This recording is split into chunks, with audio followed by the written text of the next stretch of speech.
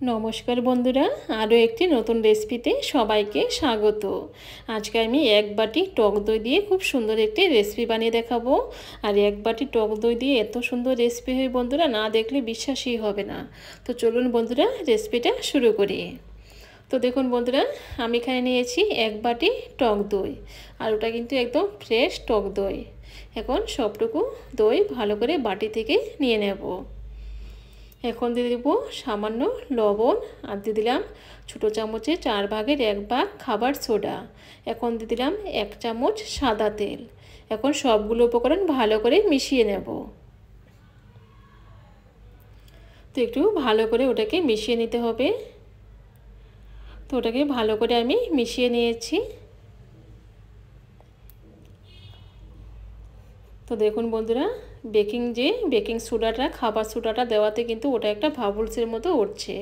ওটার কারণে কিন্তু ওটা খেতে খুব ভালো লাগবে। তো ভালো করে মিশিয়ে নিয়েছি। এখন দিয়ে দিলাম 1 বাটি ময়দা। এখন দিয়ে দিলাম সামান্য একটু জল। এখন সবগুলো উপকরণ ভালো করে মিশিয়ে নেব। তো বন্ধুরা, আপনারা কিন্তু জলটা না দিলেও পারেন, শুধু টক দই আর ময়দা দিয়ে কিন্তু ওটা সুন্দর হবে। তো আমি জলটা একটু দিয়ে দিয়েছি বেশি। তো আমি এখন দিয়ে দেবো আরও 2 চামচ ময়দা। তো ময়দাটা না দিয়ে আপনারা কিন্তু জলটা দিবেন না, ময়দা দেওয়ার দরকার নেই, আর পরে জলও দেওয়ার দরকার নেই। শুধু টক দই আর 1 বাটি ময়দা দিয়ে কিন্তু ওটাকে ভালো করে মিশিয়ে নিলেই কিন্তু হবে। তো আমি এখন এগুলোকে আরও একবার ভালো করে মিশিয়ে নেব। তো একটু 5 মিনিট ধরে ওটাকে ভালো করে এরকমভাবে মিশিয়ে নিতে হবে। তো দেখুন বন্ধুরা, ওটা যত ফেটানো হবে রেসিপিটা কিন্তু ততই সুস্বাদু হবে। তো ভালো করে ওটাকে ফেটিয়ে নিতে হবে।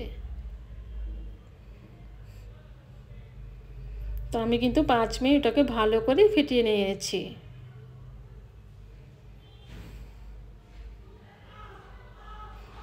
এখন আমি কিছু উপকরণ মেশাবো। দিয়ে দিলাম কারি পাতা কুচি, আদা কুচি, এখন দিয়ে দেবো কাঁচা লঙ্কা কুচি, আর দিয়ে দেবো 1/2 চামচ জিরে। এখন সবগুলো উপকরণ আরও একবার ভালো করে মিশিয়ে নেব।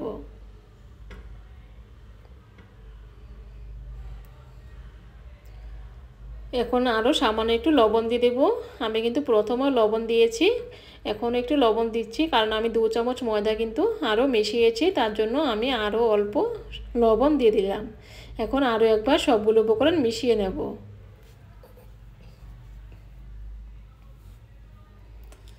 তো সবগুলো উপকরণ ভালো করে মিশিয়ে নিয়েছি। এখন ওটাকে ঢাকা দিয়ে আমি 2 ঘন্টার জন্য রেখে দেব। তো বন্ধুরা, 2 ঘন্টা পরে ফিরে আসছি। তো 2 ঘন্টা হয়ে গেছে। তো এখন কিন্তু আমি ওটাকে নাড়াচাড়া করব না, এখন হাতে একটু জল লাগিয়ে নেব। তো আপনারা কিন্তু জল না লাগালে তেলও লাগাতে পারেন, যেটা আছে সেটাই কিন্তু লাগিয়ে নিতে পারেন। এখন অল্প নিয়ে নেব। তো দেখুন বন্ধুরা, এরকমভাবে অল্প নিয়ে এগুলোকে অল্প অল্প করে নিয়ে এরকমভাবে ভেজে নেব। তো চুলায় আমি কড়াইতে তেল বসিয়ে দিয়েছি, আর তেলটা কিন্তু গরম হয়ে গেছে। তো এখন আমি অল্প অল্প করে এরকমভাবে ছেড়ে দেব।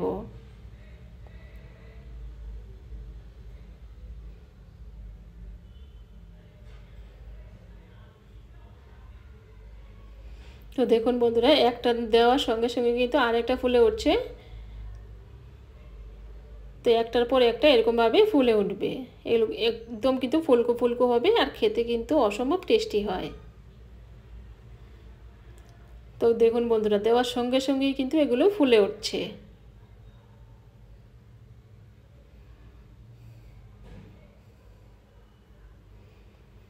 তো আমি কিছু দিয়ে দিলাম। এখন এগুলোকে নাড়াচাড়া করে ভালো করে ভেজে নেব।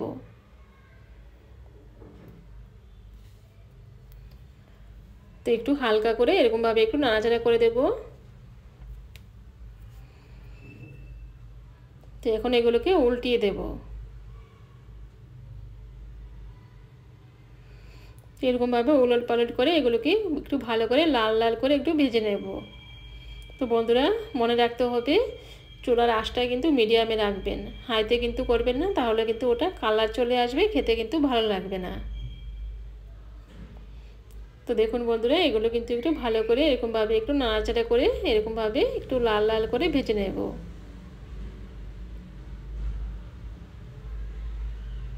খুব একটা লাল করব না, একটু গোল্ডেন কালারটা আসলেই কিন্তু ওটাকে নামিয়ে নেব। তো দেখুন বন্ধুরা, এগুলো কিন্তু হয়ে গেছে। এর থেকে কিন্তু বেশি আর আমি ভাজবো না, এখন এগুলোকে নামিয়ে নেব।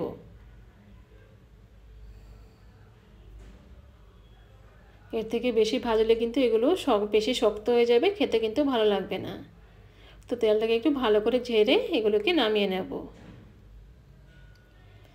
এখন একটা টিস্যু পেপারে এগুলোকে রেখে দেব। তো টিস্যু পেপারে রাখলে কিন্তু তেলটা টিস্যু পেপারটাতে চলে যাবে। তো আরও কিছু এরকমভাবে ভেজে নেব।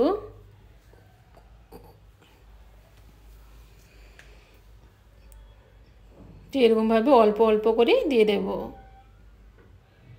তো দেখুন বন্ধুরা, কত ফুলকো ফুলকো হচ্ছে। তো সবগুলো কিন্তু এরকমভাবে ফুলবে আর খেতেও কিন্তু খুবই ভালো লাগে। তো এগুলোকে একটু লাল লাল করে ভেজে নেব। তো একটু উল্টিয়ে দেব এরকমভাবে। তো বন্ধুরা, এই রেসিপিটা বিকেলের দিকে কিন্তু খাবেন, এরকমভাবে বানিয়ে খাবেন, খুবই ভালো লাগবে।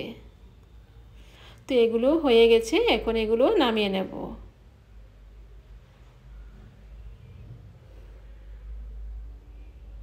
তো সব দিকে আমি একটু ভালো করে ভেজে নিয়েছি যাতে কোনো দিকে কাঁচা না থাকে।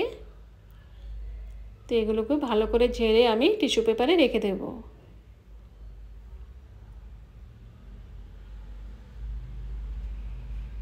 একটু নাড়াচাড়া করে দেব যাতে সব দিকে তেলটা টিস্যু পেপারে চলে যায়।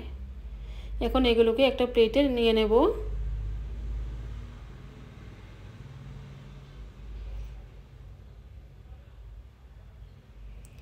তো প্লেটে আমি নিয়ে নিয়েছি।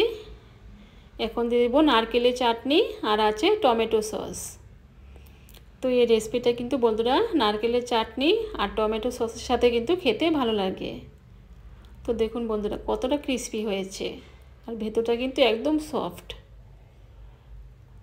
তো ভেঙে দেখাচ্ছি বন্ধুরা, দেখুন কত সুন্দর হয়েছে, ক্রিস্পি এবং জালিদার হয়েছে। খুবই সুন্দর একটি রেসিপি। তো বন্ধুরা, বিকেলে কিন্তু এরকম একটা রেসিপি আপনারা বানিয়ে খেতে পারেন। তো বানিয়ে খাবেন, তাহলে কিন্তু বুঝতে পারবেন যে কতটা টেস্টি হয়। তো নারকেলের চাটনি দিয়ে খেয়ে দেখাচ্ছি। আবার কিন্তু ইচ্ছা করলে টমেটো দিয়ে সস দিয়েও কিন্তু খেতে পারেন। তো বন্ধুরা, আজকে আমার এই স্ন্যাক্স রেসিপিটা যদি ভালো লেগে থাকে আমার চ্যানেলটাকে সাবস্ক্রাইব করে আমার পাশে থাকবেন আর লাইক করতে কিন্তু বন্ধুরা একদম ভুলবেন না। তো আজকে এই পর্যন্তই, নমস্কার।